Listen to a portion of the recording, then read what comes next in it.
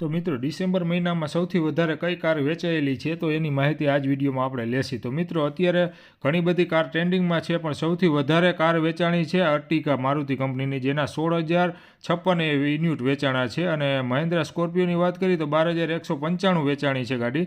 અને ઇનોવા આઈક્રોસની વાત કરીએ તો 9,700 ગાડી ઇનોવા આઈક્રોસ વેચાણી છે। XUV 700ની વાત કરીએ તો 7,337 યુનિટ એના પણ વેચાણા છે। મહિન્દ્રા બોલેરોની વાત કરીએ તો 5,921 ગાડી વેચાણી છે એની।